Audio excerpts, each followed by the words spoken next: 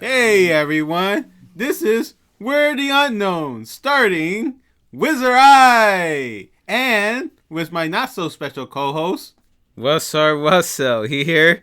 And my favorite co-host. I'm your favorite? Really? No, Tony is, but no! still. It's the mute man. No, he's actually Ed, the mute man cable guy. Now I'm a cable guy. Yeah, you I are. don't even know how to make TVs. Liar! I saw you in Quantum TV, pulling up TVs, stealing TVs. That's the difference. These are lies and slanders. Yeah, it was a slander. Oh.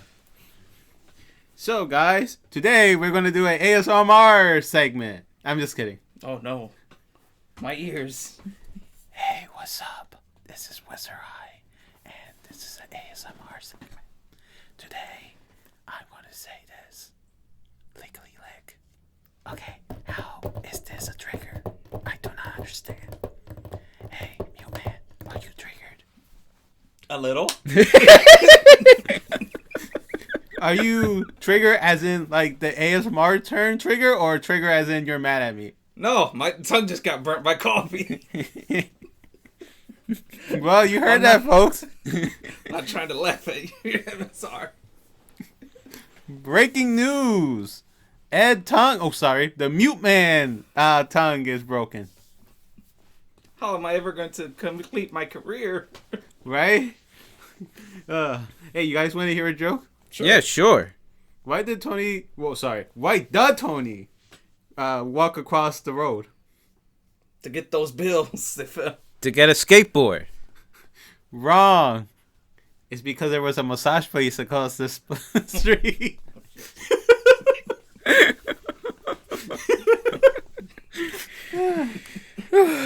All right. Enough goofing around. Sorry, bro. You want to start over with the, What, this a pre-show? No, it's no pre-show. Oh, jeez. We're recording, all right. You want to start over? If you want to. No, well, I mean, I'm saying, do you want to reintroduce yourself? Okay. I'm Rus R Russell here. And I guess next to me is... The mute man. And Rus R, what's up? So, guys, I hope you guys enjoyed the goofing around a little bit. So, what are we going to talk about today, guys?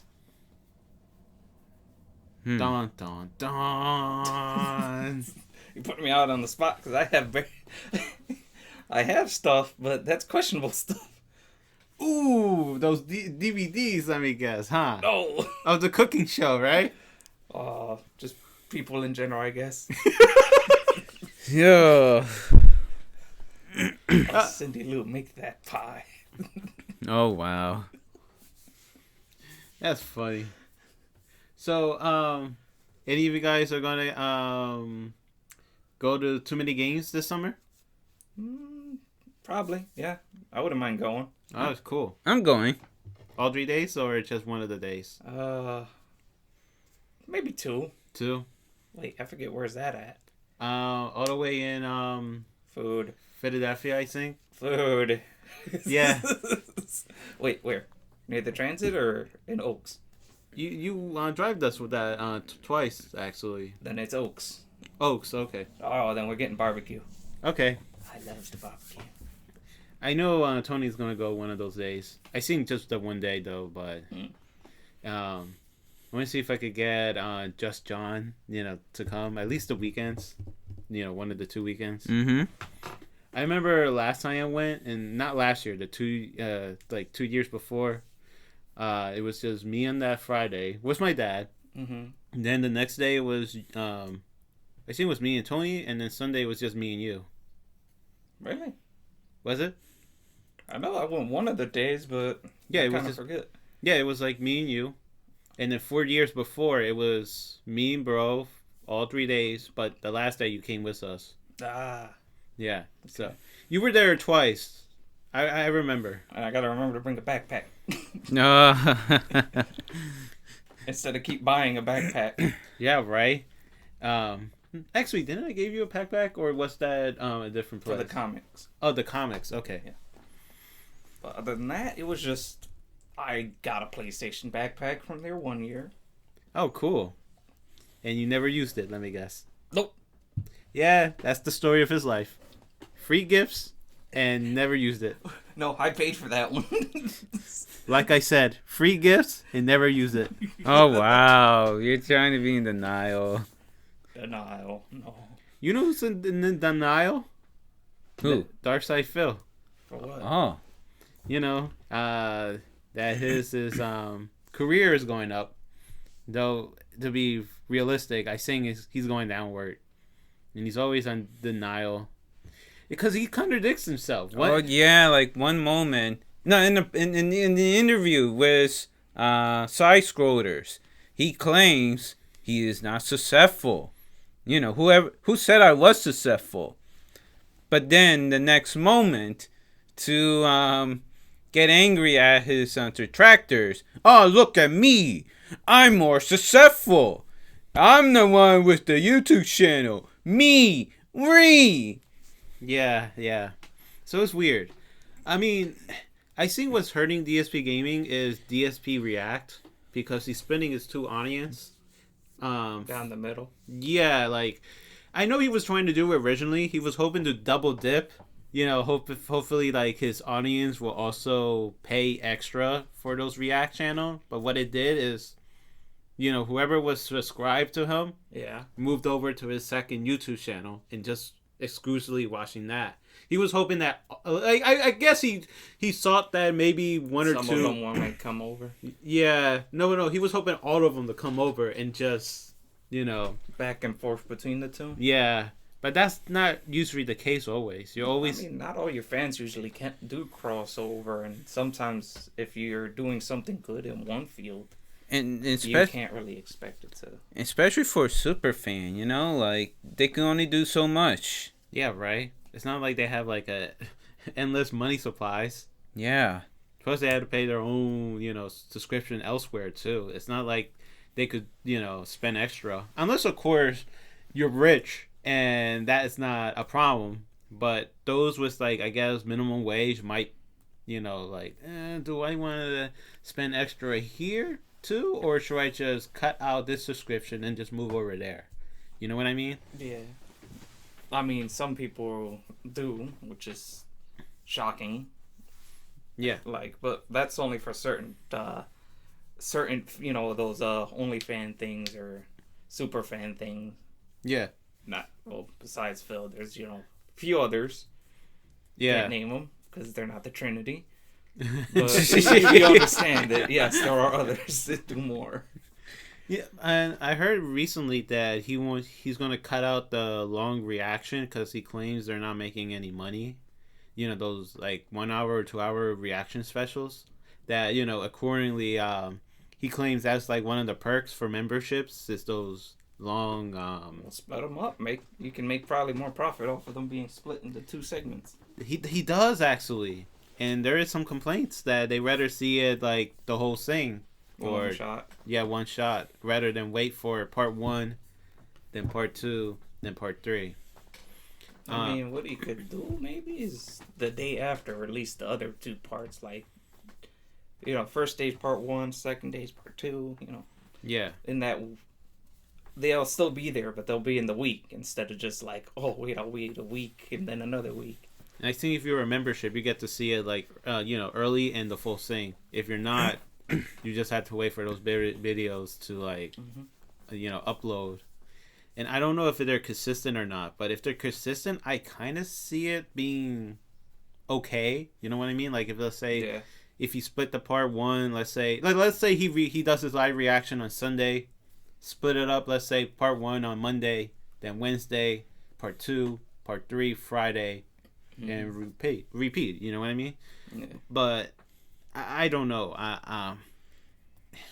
It's weird because his fans can sometimes be contradicting with what they want, and not everyone represent what all the fans want. Yeah, I think that's also his mistake. Is like he's trying to please everybody. No, he tried to please the people that are actually like giving him like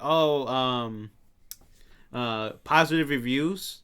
Yeah. But the people that criticize what they criticize his work, he just ignored. You know what I mean? Yeah. And sometimes I feel like you need to pay attention to those feedbacks, even if it's really harsh. You might actually reflect your work a little bit. But I get it. Not everyone like those type of criticism, but especially if it sounds like you're being harassed. Yeah. But when I read some of those criticisms, they're very well constructed. It's not bad. Yeah. Well, I mean, it's certain. And when I mean read, I mean like looking at fact checking them, paragraphing them, reading these paragraphs of their essays. No, reading those like no, when he like talk about like some of the criticism out loud, and when I hear them, I'm like, okay, I don't see that being wrong. Not much of a problem. Yeah. Fair criticism. And then he'd be like, that's harassment, or not harassment, you're banned or something like that. Yeah.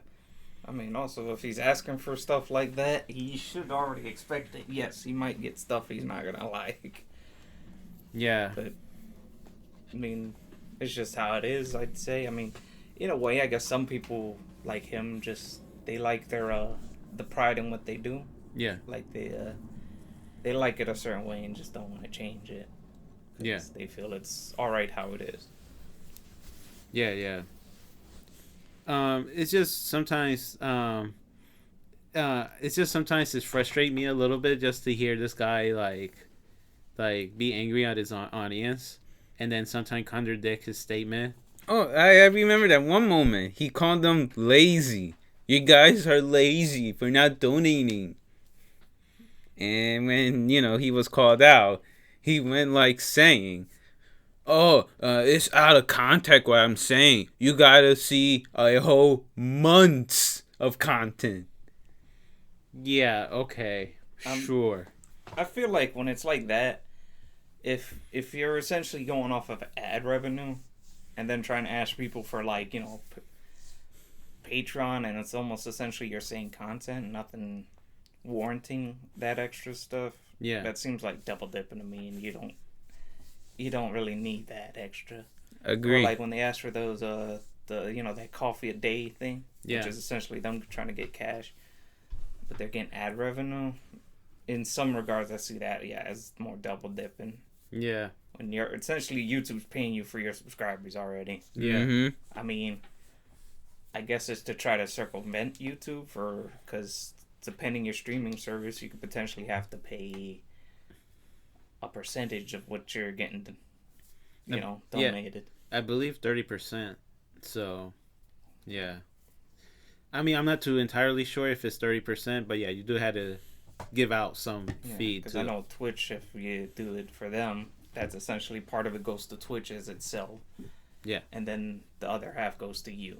Yeah. And potentially whoever else you may have as your person of that's helping you out. Yeah. So, I mean, it's just that if he does take out those long reaction forms, I felt like what he should do also is lower his cost for his Entry membership. Fee? Okay. Instead of like, I think it's like $5 he's charging, it should be $2 or $3 because one of the perks is that long reaction, video. So What, he's got like a tier system, or does he just pay you flat out $5 and you get everything? I had no idea. You gotta ask someone that's paying for that because I have. You never looked into it? That too, yeah, and I don't want to. He said, I don't want to spend money on content. Yeah, exactly. Except for the OnlyFans when I get to see nice art. It's funny because like I never actually view his actual videos. Really? Yeah, through secondhand from Detractor that's restreaming his stuff. His stuff, yeah. So is it essentially pirating? Sure. I mean, I had no problem with it. So, because in some ways you can consider reactors almost like pirates. So true. You think so? So what's the difference when he said, when people does like pirated his like I guess his stream compared to him reacting to other videos with barely any what's the word? Substance, yeah. Look, because what from what I heard, all he does is just yeah, and then the end of the video paraphrase what he just saw. Yeah. Well, the ones I like are the ones that show the video actually, not just like have it in the background while they just shows their face. Yeah. Cause I'm trying to use them pirates to watch my shows and get someone else's opinion on it. I guess you could say. I had no problem with reaction, to be honest, because sometimes I like to see other people's reaction on. Yeah, I do. It's just like I said, I want to see the video too, not just not just the background noise or them cutting off it midway through the show. Yeah. Which, I mean, yeah, YouTube's kind of gotten a little looser with reactors. Mm-hmm. So, I know something. I know we're gonna react some videos. Oh no. But still, I'm not too sure what we're gonna react though. Let's just worry about that later, okay? Yeah. That's future plans, not now. Yeah. Anything else, guys?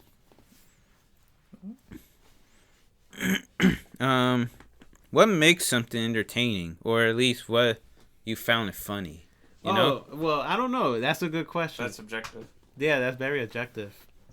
Like sometimes I feel like I guess slapstick to be funny, but I guess it had to be like toony, I guess, in a way. Cartoonish slapstick. Yeah, I don't know. I mean, it's weird what we'll consider entertaining, because sometimes I will laugh at somebody's misery, and then sometimes I won't. You know what I mean? Yeah. It's weird with that too. If it happens in real life, it's not funny. But if I watch it in a show and it happens to them, I tend to laugh and want to see more of their misery. Why is that? Because some part of them, it was their fault because they went for it. Oh, who knows? Maybe it's because I know it's not real, and if it really was real, I take it more serious. Staged. Some it could be staged. Yeah. I know Sis was like, if you laugh at this stuff, then you're a horrible person, because if you laugh at the fictional people misery, then you might laugh at real life people misery. You agree with that? I mean, depends the circumstances in certain ways. Mm-hmm. Because if the person's asking for it, like you decide you wanted to taunt a random bull or buffalo, mm-hmm. obviously yes, you're gonna potentially get nailed by that said buffalo or bull. But what if it was your enemy? Will you laugh at their misery? Yeah, what happened? It was Tony right there saying "Andale, andale, andale." One, I don't know why he's going for it. Two, Tony, there are more easier ways to be a dumb way to die.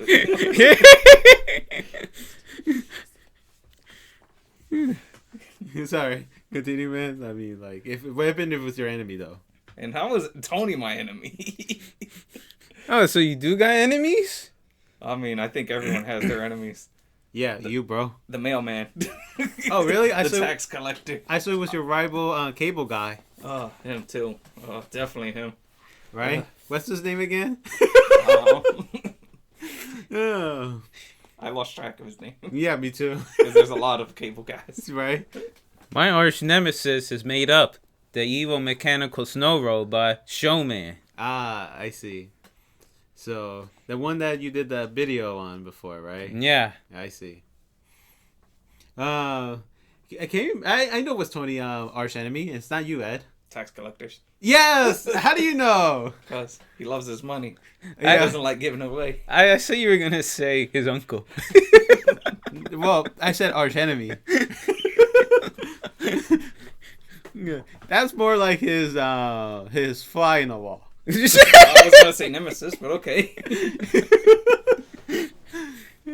Ain't Nemesis and arch enemy the same thing, or they're different? I thought there were different tiers of baddie. Oh, or okay. whatever you would consider. Yeah, I guess. Yeah, I guess Nemesis will probably be like your enemy in a way. Or but like how, or what would you consider like a rival be considered? Like another enemy or just something else? I felt like there's also friendly rivals. You know what I mean? Like, Yeah, I look in a different tier, you know? yeah, me too. Like sometimes your rival could be like, your friend, family member. You know what I mean? That doesn't mean you hate them. It just means that either you want to surpass them at a certain skill, or you guys are competing for some kind of like, say, market share or something. You know what I mean? Yeah. Yeah. Like, but it doesn't mean that you guys hate each other. Okay. That's what I feel like rivals could also be, like somebody that could also help. You grow in whatever field you're in. Yeah. Especially in sports, you know? Yeah, especially. But I feel like, there's also good rivals and bad rivals. You know what I mean? Like good rivals as in like somebody that help you grow, and bad rival that can potentially put you down. You know what I mean? Yeah. I mean, then again, some of your bad rivals, in a very twisted sense, kind of force you to have to improve. Yeah. To be able to surpass them. Yeah. Mm-hmm. Yes. Sometimes I feel like rivals could be a good thing for some people and bad thing for some people, because I feel like if depending on the not tier, but depending on the guy, the rivals, I feel like they could put you down really hard, not because they want to, but because I guess they can be like much better at you or more reliable. You know what I mean? You might be decent, let's say, at fixing cars. Let's say you're a mechanic fixing car, but sometimes the car may break in like a month or two. So you go back to this guy, but let's say you have a rival and it's like a miracle cure. Once that guy fix it, it's permanently fixed. They don't really break down. Yeah. But one could argue sometime at the same time, just looking at that analogy, the guy that fixed your car and it breaks like a month or so will probably potentially have more customers than the guy that's permanently fixing cars. Then eventually, if all the cars are fixed for good, what customer you have left? So true. Compared to the guys that's like fixing your car, but breaking, but breaks again, and they come back to you to refix it. You know what I mean? But at that point, if they're hearing that someone's fixing cars and they're not breaking down a month down the road, yeah, I think they'll go to him. So you might never know if they play dirty. Maybe we'll have like fake customers saying bad things about that rival. You know what I mean? yeah. Well, that too. So, depending, I guess, on the situation of the rivals. Anything you want to add? Well, does rivals can be families as well? I just said that. Okay. I just said that. I say it could be friends or family members. Yeah. I mean, rivals doesn't have to be like someone not like, associated with. Like, well, I'm trying to think of a good example of rivals. What, like an anime or something? Well, I was thinking also wrestling, since there's like a lot of rivals. Yeah. Like, for example, sometimes Jeff Hardy will feud with his brother Matt Hardy. And that's happened. Yeah, that happened more than once, like maybe 4 or 5 times. Then there's, I think, the Uso brothers. Is it the more newer ones? Yeah. They did have a little bit of a rivalry. Yeah. And they say in wrestling, the rivals bring the best of you. Yeah, you know? yeah, exactly. So yeah, rivals doesn't have to be someone that you don't know. You know what I mean? Yeah. So if you do consider having like someone as a rival, how do you feel about it? You know what I mean? I don't know. Quite honored, I guess. Yeah, someone's actually trying to surpass me. Well, it depends. Do I like the rival, or do I really despise them? You know? Okay. Yeah, I guess it will ultimately depends. Like if the rival is trying to put me down, then I might as well try to not get myself put down, and hopefully maybe do even surpass them, so I could punch them down. Push them down. He said, "I wanted to be violent. I chose violence." Didn't that what Sunny V2 did? You know, when he was a smaller YouTuber. Yeah. He would make fun of Boogie, and Boogie would say like, "Ah, look at this troll." And now since he's a bigger YouTuber than him, now it's like punching down instead of consider making fun of him. Oh yeah, I love this. Sunny V2. I love the guy. I trust him. Yeah, sure. Only because he got more subscribers than you. Well, no, sorry. More views than you. Sorry. Yeah. Because I think back then he was like a smaller YouTuber, but just making fun of him.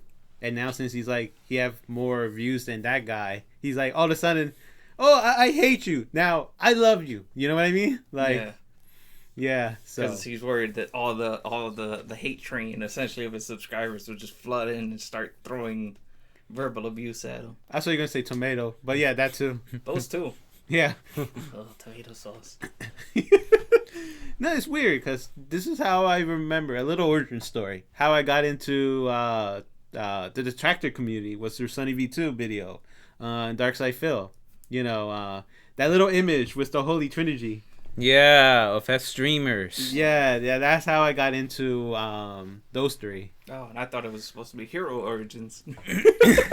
Yeah, sure. Or the wizard origin.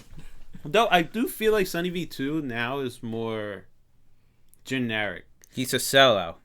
Yeah, I guess you could say like off-brand or store brand.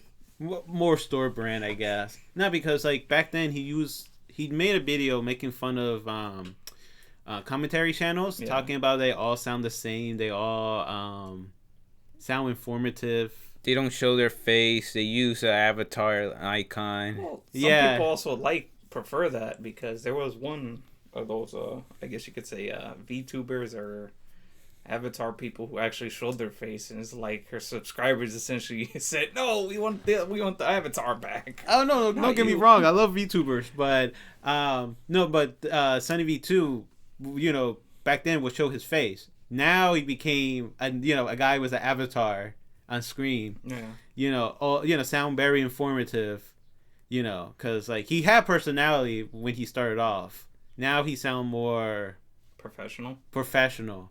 So that I kind of not stayed away. I did watch a couple more after it, but it's just to the point where it was like I got a little bored. You know what I mean? Yeah, because it's almost the same stuff. It's not. When it's more creativity, it's more almost unexpected in a way. Yeah. But when it starts getting polished down, it's almost this clinical repetitiveness that you always will see. Yeah. Like just when it's that well refined. Yeah. Some people like it. Other people, it's not originally what they came there for. And I could relate this with video games a little bit. I remember seeing that one video where it was like a thumbnail where it was like flaw, but masterpiece, perfection, but boring. And I was like, that's kind of true. Some of my favorite video games does have a lot of flaws, but like I will consider them as masterpieces. Because I seen the thumbnail was flawed, but masterpiece was The Legend of Zelda: Ocarina of Time. And I would have to admit there is a lot of flaws. And a couple glitches. Yeah, a lot of glitches, actually. But, no, actually, I would go with Majora's Mask. Because that's, like, my favorite Zelda game of all time. And I would have to admit, sometimes the whole time, when you're waiting for time, can feel a little of a drag a little bit. But it's still a masterpiece after, like, the whole, like, how the story progressed through time, and then you go back in time, alter the events a little bit, and see what goes on there.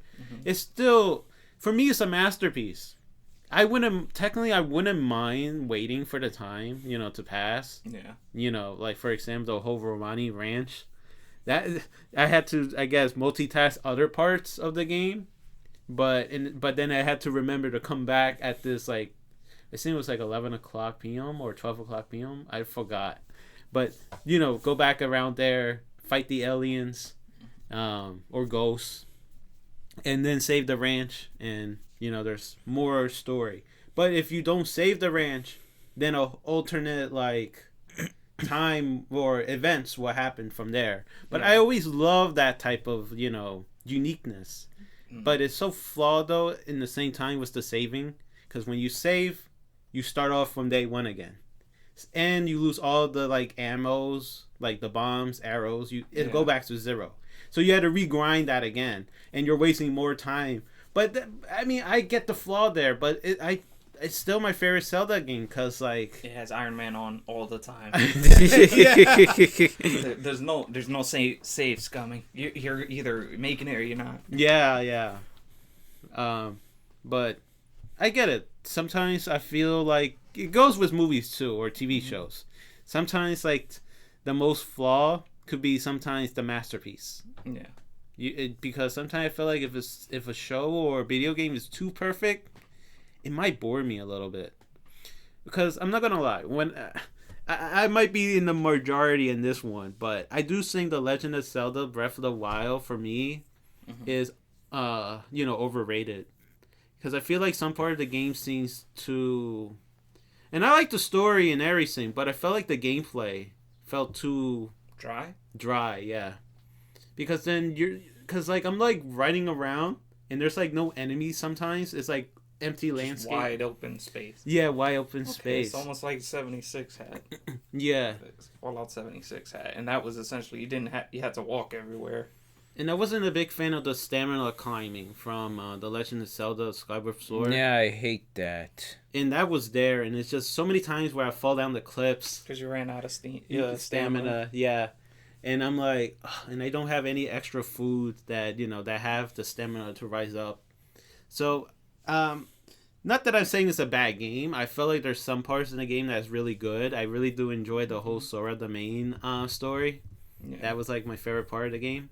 But I just feel like there's like the game's a little sometimes also feel like it's a little too perfect for my liking, because they did like improve some of the things I complained in The Legend of Zelda: Skyward Sword, like especially the inventory, but I don't know, it's just I felt like it's an average game though, in my opinion. You know what I mean?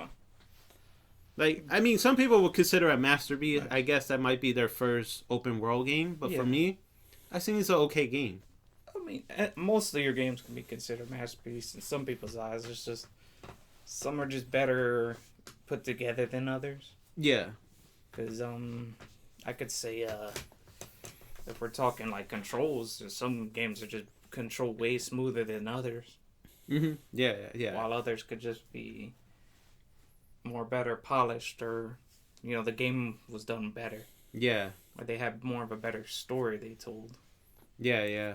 Like one that I kind of liked and I played a couple times over because it had a lot of stuff that it did right was BioShock Infinite. Mm-hmm. Which, because it's like thematically how everything's, it's had like it was essentially a city in the sky. Yeah. And had almost like a steampunkish kind of feel to it. Yeah. And essentially throughout the game, you're essentially trying to find this woman that essentially, because you find the woman, you clear your debt. Mm-hmm. That's what the main character keeps talking about, which turns out that it's essentially, I'm gonna probably spoil it, but It's okay, say it. and I'm not completely sure, but throughout the thing, it also the woman has a whole bunch of abilities where she's able to almost open tears in reality, and through one of these tears, it's either time or it could just be an actual different verse, because in one of them you see him essentially having his daughter stolen. Mm-hmm. And essentially lost his memory, and somehow finds out that the person who stole it was himself, just an older version of himself. Mm-hmm. Because in one of the versions he kills himself and finds out that it's him. Mm. Oh, can I talk? Yeah, go ahead. Yeah. Oh, hey, sorry if you're barely talking. Yeah, it's fine. I remember Tony Hawk Pro Skater 3. Mm-hmm. I would say the PC is the definite version of all the console being released, Yeah. but it's my least favorite. So did the GameCube. So did the PlayStation 2. They got every world or every character. The other inferior system that these people like to say. Sorry, I'm breaking a rule. I shouldn't generalize. Some of the players say, but one of my favorites below Nintendo 64. I love it. How the music is Looping sometimes. Mm-hmm. Like choppy looping. Yeah. It's more polished than the PlayStation 1 version. You mean like the graphic wise, right? Mm-hmm. I know some people don't like it because they don't have the video though. So what? It didn't need video to be great. Yeah, yeah.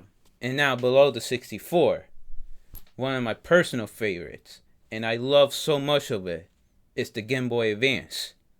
Because they cut down a lot of the levels. And I love it. Less is more in my book. Yeah, I get that. I know some people feel like that, especially wrestling with WWE Monday Night Raw.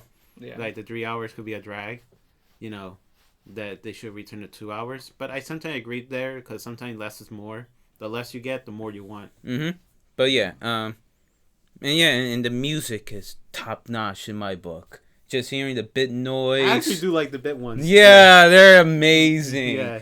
Screw the singing. Screw the high quality. I love the low quality version that goes. Music. Mm-hmm. Dun dun dun dun dun. Yeah. And then my favorite of all time, and it's my top tier of all the Game Boy Colors. Can I guess? Yeah. Tony Hawk Pro Skater 3? Or am I thinking of 2? Well, so you were gonna say on the Game Boy Color. Oh, well, no, you said Game Boy Color. But yeah, but you You know. said favorite Game Boy Color. Yeah. Not only is my favorite version of Tony Hawk Pro Skater 3, it's my favorite Game Boy Color game of all. I love that game to death. And I know there's people on YouTube who trash that game to death. They hate that game. It's hard because the combos are so small. Yeah, but I love it. I love the Game Boy Color music. I actually do love the I would have to agree. I did love that Game Boy Color game, but I know I can understand people complain about it. Not me, because the more difficult it was, the more fun it got. You agree with that, Ed? I guess 'cause I know some of people- them are, but yeah, some people might not like the difficulty. But I mean, if you look at FromSoft, they made it their business for difficulty. Yeah. And I just love the graphics. It just feels right in my book. Some people would say it looked like a guy in a stick. But I love it.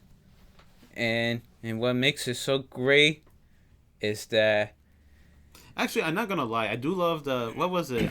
Skate Heaven. That.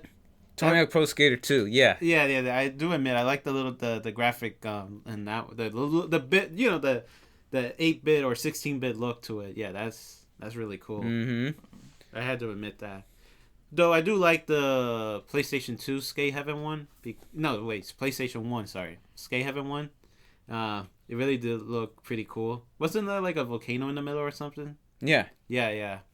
That was cool though. But no, I could see it both ways. People liking like the Game Boy, I guess you could say inferior look. Yeah. I almost said demake, but you know what I mean. Yeah. Yeah. But yeah, what I just love on the Game Boy Color more than everything is that it is completely different from all the other versions. What I mean is like they use golds to continue to the next level. But in the Game Boy Color, they approach differently. You use stats. The more stats you gain, the more level comes to you. And that's where the game kind of get easier, I can see that, yeah. because the better you get, The more reward you get, yeah. well, the more fun it becomes. Yeah. You think that way? Yeah, I know you're in some ways, yeah. Like if the more skilled you get at, the more better you can get at something. Because the most hardest level is the first level, which is funny too. It is out of all the levels, it had the highest high score level, 300,000. And the more you go to the level, the high score decrease. Unlike, the Game Boy Advance, Nintendo 64, PlayStation 1, GameCube, PlayStation 2, PC, the scores are lower. Your high score was 10,000. But the more you go to the levels, the higher the score gets. The Game Boy Color did differently. The first level had the highest score. And the more levels you go, the high score get lower. I know what you're saying, because essentially you backtracked a little bit. Yeah, you backtrack. And the moment you finally do it, it's the best rewarding feeling you got, Yeah, because you essentially now conquered the first level.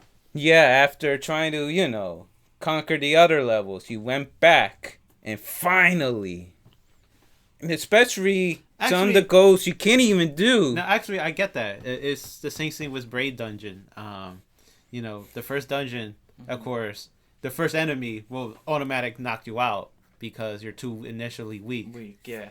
And then so you had to go, because now there's other dungeons. Technically, if the player doesn't know, you could technically exit the first dungeon. Oh, without even. Yeah, you're losing a life. Huh. Yeah, which I did. Which technically, funny enough. Was there a Kingdom Hearts that had something similar? Like, granted, yeah, a beginner would never be able to beat the first boss, but it's like you can beat them. Yeah. It's theoretically possible. You're gonna be hitting weak because you're level 1 facing an actual enemy that's meant for the end. Yeah. That you're essentially fighting at that moment.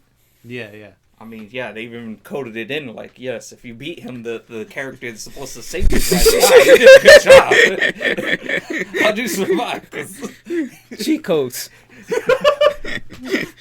Actually, that was also in and it skips the tutorial. Yeah, right. That's also in Juko-Lady and the Impossible Lair. Yeah. Like the player could technically beat the Impossible Lair, if they tried. Yeah, tried hard. Hard, yeah. Actually, funny enough, if I remember that when the game came out, one player, I think it was day one, actually beat the Impossible Lair. Oops. Yeah. You weren't supposed to do that in the first day. I tried to, because if you do that, right, like in one try, yeah. Without losing a life, you get like a special gold skin reward. So Costume. Yeah, costume. Yeah. So, I never beat it in the first try or like in one big try. It's just like FromSoft. Like they do have the same thing where it's essentially because most of theirs are supposed to like end you. Like, hey, yeah, tutorial's over. You get ended. You just respawn and then you continue. Yeah. But if you beat that final boss, well, the tutorial boss, you get their equipment, and then you just move on to where you were supposed to end up. Mm-hmm. Which is like, and obviously, if you're carrying that around and you're fighting people, obviously they know you beat the first guy boss. Yeah, it's essentially like, haha, I did something you didn't. As you fight, like beat their face. No, but I get it, bro. With the Tony Hawk Game Boy Color game, like that's what you loved about it. Yes. Was the whole backtrack, and then you finally conquer the first level. Yeah. Man, I'm telling you, what people dislike is what I like. Yeah, yeah. He's breaking stereotypes. Right? Oh, my I'm God. breaking stereotype. Oh my RTS, you breaking stereotype. Yeah. Yeah, like screw the multiplayer online thing that the PlayStation 2 had. I don't even do online stuff. I just like playing my handheld and, enjoying by myself. Yeah, some people like to play single player themselves. Mm-hmm. Are you one of those type of players? Partially depending the game, and then other ones, it's like, depending how they play, it's like, man, this would be good if it was actual like online. Yeah. But then again, some of it does detract from the tension. Yeah. Cause what is it? I mean, there was Alien versus Predator. That one was a game I played where it was you play as one of the story campaigns. You play as a Marine. Mm-hmm. Obviously, yeah, you have devastating firepower, but you're essentially squishy. Yeah. So it's like there's almost a tension if you don't catch the person in time, the alien in time, you're potentially done. So it's almost like, yeah, you have overwhelming firepower, but yeah, you gotta be on your toes throughout the whole entire campaign. They say that aliens live among us. Ooh, Are you one on one? not yet. I was gonna say, are you talking about maybe Tony? Yeah. You think he is one? If he is, he doesn't know it. I mean, look at his face. There must be a reason why he hide his head. He's His always hair? wearing a hat. Yeah, right. He's always wearing his hat. What? Maybe he's got a bald spot. Well, he claims he showered with it too. Heck, even one of our videos, he was showering with his hat. Oh, jeez. No, you caught him in secret. Though he even claims his uncle's like a creature that nobody will ever know, or undiscovered creature. Jeez. He Sus. He must be an alien. So we have an alien friend then? Probably. That's all he could say. But where's the cool adventures then? Yeah, right. Yeah, he's trying to live a normal life. Oh yeah. Talking about video games. I would go to an intergalactic. Oh yeah, talking about video games and difficulties. I remember DarkSydePhil going back with this guy. He always get annoyed when someone talk about he's playing on easy. Do you think it really matters if a video game player or like anyone playing a game like playing on easy? You think that's? I mean, if you're I don't know. watching him for that, you're not watching for if it's a walkthrough. I guess maybe not. If it's a let's play. Then if it's a let's play, it don't really matter. Because even in the easy mode, it literally says for a person who just wants a story but not a challenge. Yeah. Well, it's just that I remember he get really annoyed when someone's saying like he's playing on easy, and then he makes like a 20-minute rant about why easy is there, and then talking about you're supposed to beat the game on easy first. Then you go, or like a normal, easy or normal, and then if you love the game so much, you go straight to hard. Yeah. But I know some people, do care about that type of stuff. Only thing that really bugs me is like when you go to a gamer, like a YouTube gamer, and that's essentially they've been playing games a long time, and yet somehow they don't know how to play a specific game. I mean, in a certain way, most of your games, they all carry over some of the same things. Yeah, It's not back to like it's your first game you ever played kind of deal. Yeah. If it's like a franchise I've been playing like for a long time, like Sonic. Like when bro was playing Sonic Frontier, he went straight to the hard mode because he's a longtime Sonic fan. He should know all the. He knows most of everything. It's not unless they start throwing new mechanics into it. He should be good. Yeah, if it's Sonic, a Sonic fighting game, that's something else. But the regular Sonic side scrolling or like 3D scroll Yeah. platformer. Yeah. I mean, I did something similar like that. I usually start at normal.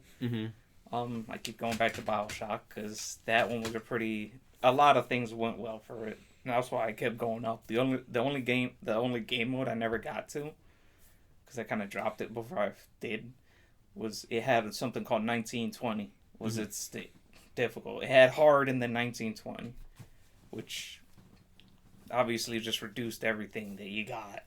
Yeah. Which didn't really seem like it was much because you had a companion who would respawn stuff and throw it at you when you needed it. Which also had some of the best AI I can ask for, and I miss it. Interesting. Because you actually had a companion who summoned like either stuff that you needed, or if you're running low on like ammo, health, or like your consumables, they would essentially almost chuck it to you. Mm-hmm. And then they would also interact with the environment when you got to certain points. Yeah. So yes, they were almost living, breathing, and they were useful. Unlike most of your companions that seem to get themselves inconveniently stuck Yeah. in combat. Wait. So if I remember, you do play the original Dark Souls, right? I played it, yeah. So 1 and 2. I remember there was a controversy with DarkSydePhil that he started the game like, what was it, level 98 or 99? I don't remember. And there was a big complaint about it because this guy, I don't remember if they said like, Did he get checked by Havel? huh? Havel, the stone, I think Havel the Duke or something, Havel the Knight. Essentially, he's a guy who wears rock armor. And understandably destroys a lot of people. Okay. So yeah, I remember they were talking about like this guy is cheating the game or he's cheesing it, like something like that. Like, how could anyone ever grow with like starting the game level 99? And they mentioned a boss later down the game that's like it grows its level depending on the player or difficulty depending. And they were like this guy's not being like a he's not like playing the game as it should been or something like that. Yeah. Like, what's your thought on that? Like, if a player is like using cheat codes. or cheesing the game like that way, I guess. I mean, honestly, if he's cheesing the game, Mm-hmm. it don't matter because most of the enemies in there do not have chill. So good luck sliding against that skeleton. He's still gonna try to destroy you. Yeah. No, because if I remember, he Yes, still the level struggled 1 with the enemy game. will give you no chill. Like, Yeah. The first enemy you encounter does not care. It's like, I'm gonna still try to put my fist to your face. Get over here. Yeah, if I remember, he still struggled with the game, but I know some people were still upset what he did. I know that was like many years ago, maybe like 10 years ago or something like that. Honestly, Dark Souls in some ways is like, yeah, it has stats, but it's also skill based. Yeah. Because most of your enemies, like, you can potentially counter them, like most of your humanoid ones, Yeah. like parry wise. Because Havel, yeah, you can parry him, but you run the risk of him just outright destroying you if you mess up. Yeah. Because it's essentially asking you to get in the way and time it just right. I see. And what really separates most Dark Souls players, like, because each Souls game has almost like a separation between actual people who can hang in Dark Souls and others who can't. Yeah. Dark Souls 1, it's a duet of Smo and Smog. Or I forget the other one's name, but the one is Smo. So what do you think of games that you can change the difficulty like anytime during gameplay and not like from the start, you know? I don't like them completely, but then again, they're kind of helpful because if you made a mistake, you've made a mistake, and it's like you can't really. You're some people are playing the game to enjoy it. Yeah. I'm not gonna lie. When I played it Bravely Default, you know, you could change the difficulty like anytime. So when I started playing it, I started on easy, right? And then as I became good at the game, I was like, you know what? Let me just switch the difficulty to normal, and then eventually by the end of the game, I switched to hard, to the point that But, I was like, hard is not even that hard anymore. Well, it's probably because you got either used to it, or it's just everything, all your equipment's essentially gotten up to that point where you don't notice it. Well, sometimes the strategy, you get to like play around with different jobs and then different like like you said, equipment, like accessories and stuff. Like I just remember the first game. I don't want to spoil like too much, so I'm just gonna say this. Like, it was to the point that it was this one strategy that I was kind of cheesing it, to be honest. Yeah. But I was able to go to the like because there was this boss rush mode in one of the towers, and I believe it was like the Russell tower, like and you get to versus all the different bosses. All the different bosses, but they're like in groups. Like so, it's like 4 against 3. You know what I mean? Like bosses that you would never have fought by themselves are now in duets are now fighting you in teams. Yeah, in teams. Yeah. So, yeah, I mean, sometimes some of the bosses do fight in duets. During some of the I think it was like chapter 6, and then they were starting to fight them in threes in either chapter 7 or 8, something like that. But it was really cool, Yeah. And I wish technically I was cheesing. If anyone played the game, they probably know what You did. what I did, Yeah. because there's a strategy where you could literally avoid if you have the high enough speed, right? Yeah. And You there's can this outrun yeah. Well, technically you could outrun them and jump and recover your turn or your stamina. I think they call it brave. Yeah, brave. Basically, your Magic Energy. point. not magic point, but your attack point. Okay. Because you could get you could build up many braves, and then you could attack more than one time in that turn. So when you default, I believe, you actually build up your defense, but you build up you defend yourself for that one turn, but you build up your brave, and you could change attack, and the more attack in the turn, the more powerful they get. Okay. But let's just put it that way. There was a strategy that I actually cheesed to beat that boss rush mode, but even with the hard difficulty, it was because there were other strategy I used. Mm-hmm. Originally, there were this one where, you potentially make everyone weak, and and then you have this one strong character, but the other weak character technically is your setup for that character to set up a powerful move like Meteor, and that definitely is another strategy I use. But the long story short, I at first I was because the difficulty if you start off with I guess normal, and you want to go up a higher level, I personally don't mind that. But I understand if somebody's saying that you start off, let's say, hard, mm-hmm. and then you go to easy, and just to be a boss that you couldn't beat. Personally, I don't have a problem if you're only looking for the story. But if you're bragging, say you're a master of a certain game, or you're looking for a challenge from start to finish, I can understand people getting upset with that. But I don't have a problem, let's say, if it's a guy who just wanted to experience the game and just, want to have a good time.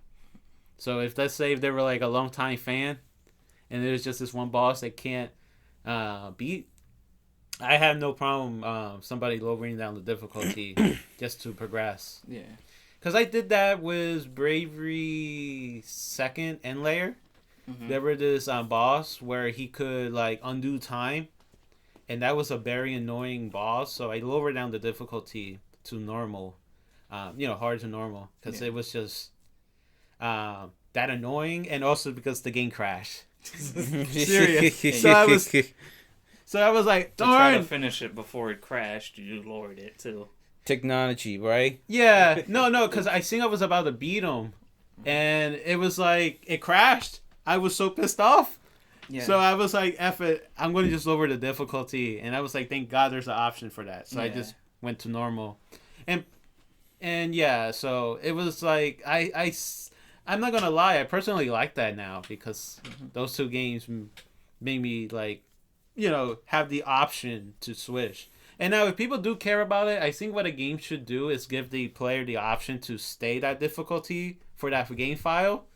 You know what I mean? Yeah. Or give the option if you want to swim around the difficulty, depending on the situation. Well, there's a few games that I know do it, but obviously they do have points where you can cheese it and essentially be just as powerful as those guys on those harder difficulties. Yeah. Cyberpunk for one is one of the ones where it's just the more you raise the difficulty, the more stat-wise they improve, resistance-wise, bit of hell. Mm-hmm. But essentially you have the ability to one equipment slows down time. Yeah. Like literally, you can outrun cars, dance around bullets. There's even videos of people essentially almost staging these things, like with the slow down time ability. Mm-hmm. Like, where they've set it up where everyone's gonna almost die right at the same time, like all the enemies. Another person essentially had it broken to where they were able to punch through walls, like they were shooting rounds through walls and taking out enemies. Mm-hmm. Which, yeah, it's not the not greatest game, but it was one of the games, once you have everything right, it's a game where you can easily have almost a power trip. Okay. Like, like God mode, right? Yeah. Like, you can still kind of die, it's just really hard to, once you have everything, your build down packed and the enemy is that difficult. I see. You know, I used to remember Mr. Dragon said that the hardest difficulty is the real difficulty. Is it true? I don't know. The hardest difficulty being the real difficulty. Like, realistic? No, like, you know, this is the real game. You know, this is what's meant to be played. Oh, okay. It's almost like it's hard difficulties how it's supposed to be played on. I mean, honestly, some of them, I'd say, I can't always say that's true. Because what some of the developers do is they just pump them full of health and then say, yep, there you go, there's your enemy. We just tweaked how much health he's got. Now, you want one that says, essentially, the only game I could say that had no chill with how its hard difficulty was, Halo 2.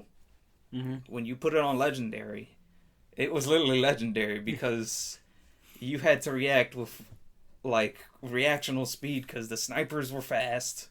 Like, they were able to just train on you real quick, so it was like, you either put him down or he's sniping you. Now, my question is, did the leveler actually test those difficulties? That one, no, they didn't test it because the enemies were more aggressive, more tanky, they hit harder, and they had a way higher reaction speed. I see. So, yeah.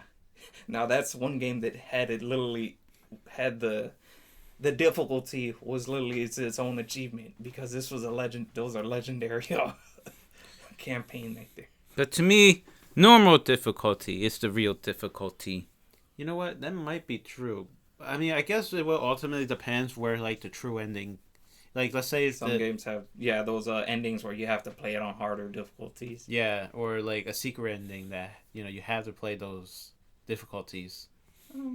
Partially, I feel like it shouldn't be like that. But then again, those are more your dedicated fans that you're kind of appeasing to. Like, yeah, you were able to get this far through this hard difficulty here. Here's something that most of the other people won't get to see. Yeah. Yeah, that definitely wasn't Kingdom Hearts. Like, if you play through easy, you don't get those, like, secret cutscenes in the end. Mm-hmm. You know, you had to go through normal or higher. So, I quite understand that a little bit.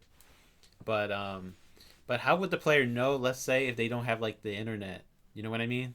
Like that goes for, like, any game. Like, you know, how do they know unless they start playing? Because I know, like, in Tony Hawk Underground, the original Underground game, in order to get that Sparrow second ending, you had to play it again, but I think you had to go through normal or higher. Yeah. I know with the Metal Gear Solid Phantom Pain, it was they had their regular missions with the difficulties, and then they had like how the mission actually turned out, like the true mission. Yeah. Like, and slightly things become way more difficult. Because obviously it's supposed to be how it really happened. Yeah.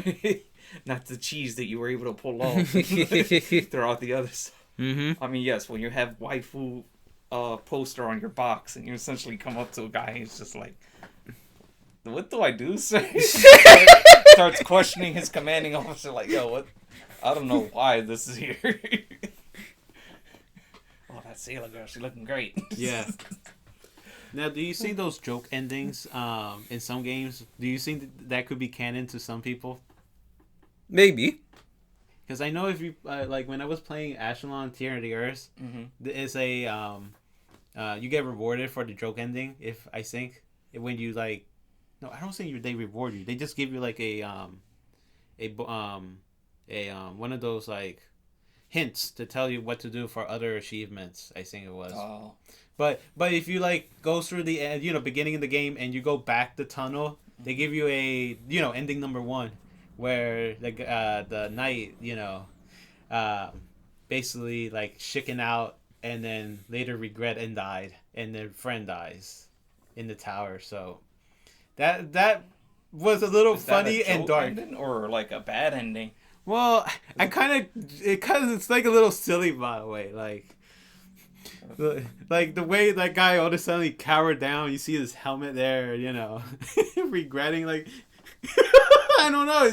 It's a joke ending because like obviously it's not the intended ending, but because but it's one of those achievement endings. Like if you could, if you walked from the beginning, and boom. I don't know. There's I know another game of that I played was like that too. What was it? Well, while you figure that out, I would say Metal Gear Solid had one achievement you kind of didn't want. What is it? It's called the chicken achievement.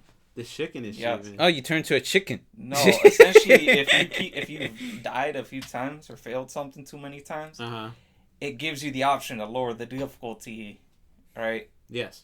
And obviously, once you lower it to like close to the bottom, yeah, it rewards you with a chicken hat.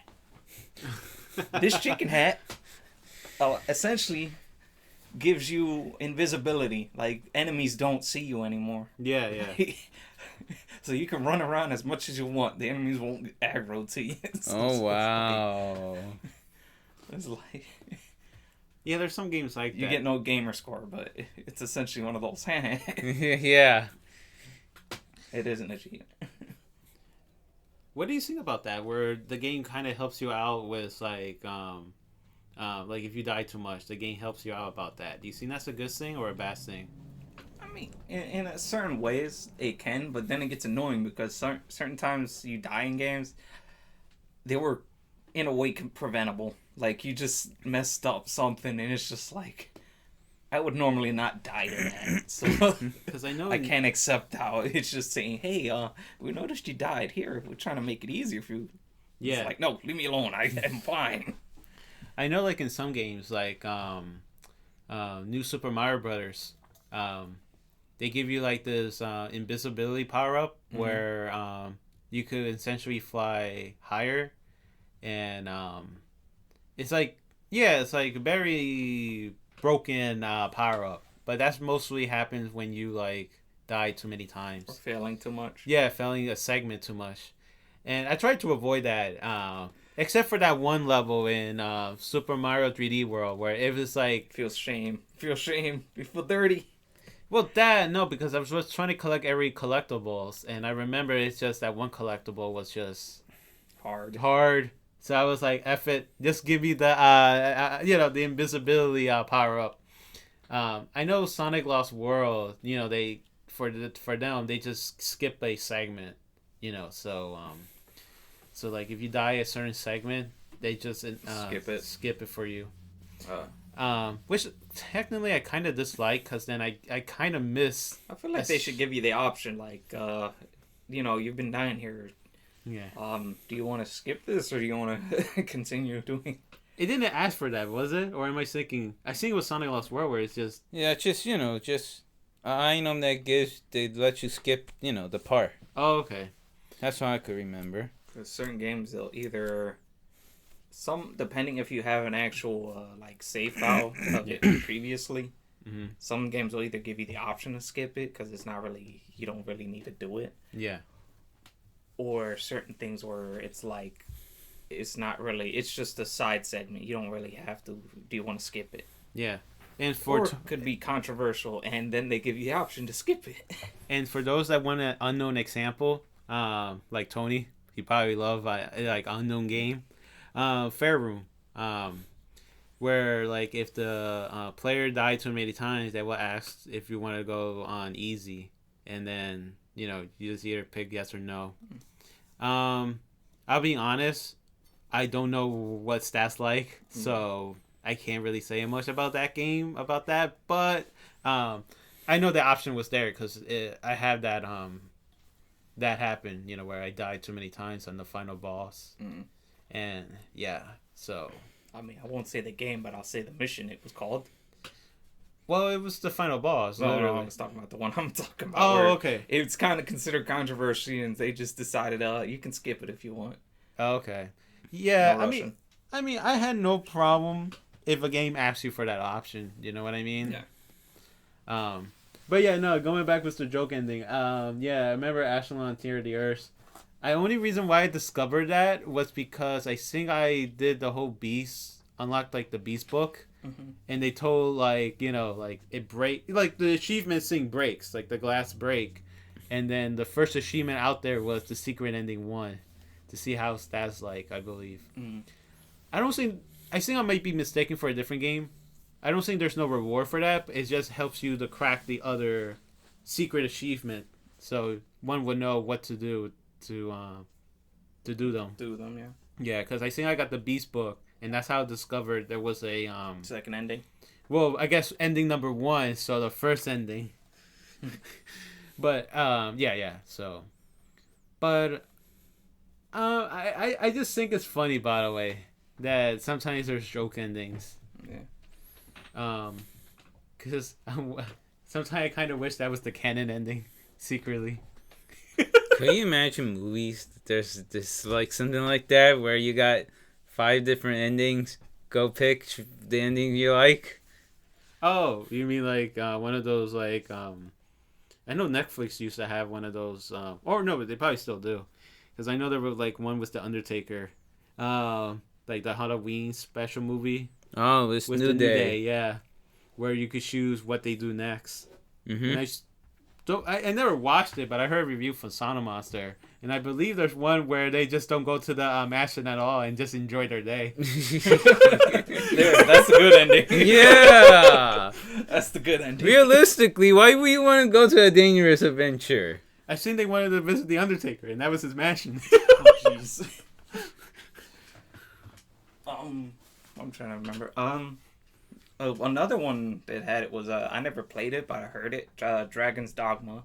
Oh, Dragon Dogma? Yeah, I heard about it. but the game essentially is you have to go to like another realm. Mm-hmm. But when you go to that realm, it'll essentially you're almost stuck in an illusion. That essentially is like almost trying. It'll essentially throw a paradise at you. Yeah. And in the paradise, you have the decision to either choose to live in the paradise or break it. But if you live in it, yes, some of the characters will be like, "Yo, you failed everybody." Like it's like you're with your family. You're essentially nobody died that originally died to put you on that journey. Like everyone's fine. Mm-hmm. You know, you're just living your life out in your the village you grew up in. Mm-hmm. When essentially, in reality, the friends that you brought on that journey, you've essentially failed. Mm-hmm. So it's kind of the bad ending, even though it kind of looks all nice and rosy. Yeah.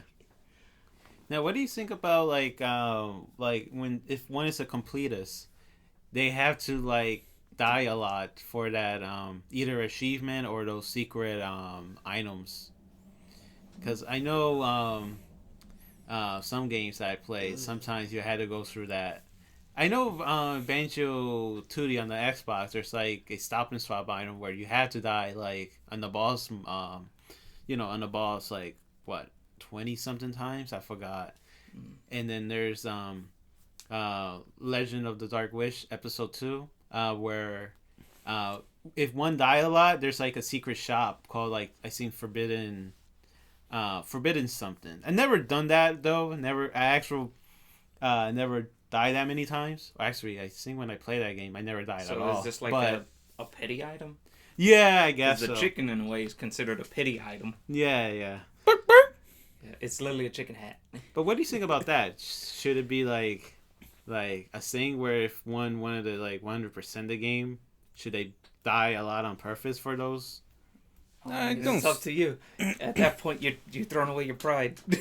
Yeah, I was gonna say that. I don't think so because then that will show, you had no dignity. I'm not trying to flex, but when I beat that game, I beat it, without losing a life. But I always wanted to know what was that secret question mark on one of the shop, and then I looked it up online, and that just happens to be like, if you die a lot, It pops up. It pops up, yeah. So I'm like, oh, is that? It's like, it's like, oh, okay, so, because I know there's an achievement in that game where you have to buy everything in the shop. You know what I mean? But still, I don't know. I guess it ultimately depends if somebody really want to experience 100% in the game. The one I don't like, it gives you achievements for it, Mm-hmm. but also it gives you like stuff, unlocked stuff. The problem is the last weapon it gives you for the achievement. It's in like Dead Rising, zombie game. Mm-hmm. It's you get it for every achievement. You might unlock something. So like you gotta save a X amount of people. Then another one's essentially you gotta survive, and then miss the helicopter, and then survive another in-game days. Like I think 7 more in-game days. Which is almost like 12 hours or something. Yeah. In real life, you have to waste just to get that achievement. Oh. And essentially, it's almost a hardcore mode because you're fighting everyone you saved and some of the psychos that you have to fight. Yeah. Now again. And essentially, as you're doing that, your health's slowly ticking away. Yeah, yeah. Only chance you can get this achievement, really, is once your character's fully leveled up and everything. Yeah, yeah. And your reward for finally beating the game and getting that final achievement is the Mega Man Blaster. Ooh.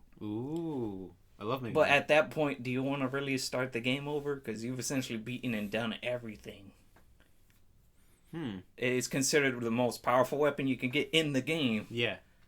But you've done everything. Why would you go back to the game? Mm-hmm. Unless you're like, I guess like a super fan or something. I mean, you can't say complete this because that's literally the final achievement you can possibly get for the game. Yeah. And for your reward is that. I mean, it becomes easier. Like, I think because there's a previous achievement that gives you an energy sword. Yeah. Once you get that, you can almost blow through the other time. Yeah. You just got to make sure you have enough food, and you can kind of, if you need to, there's places in the game to just hide in. So, like, if you have to use the bathroom or anything that zombies don't get into. Yeah. Like, or, psychos or enemies. All right, guys. I guess it's time to wrap up this broadcast. Already? Yeah. I feel so old now. Oh. I feel like I gained 2 more years. Oh, I was that boy. No. I still feel like I'm 6 years old. Gotcha. Okay. Tony's probably already grown a dirt leg by now. Oh, God. Oh, my God. It looked like a foot, right? Yeah. Oh, man. When I first heard that he was growing a foot, I said he was growing like not an inch. I thought he was just growing taller.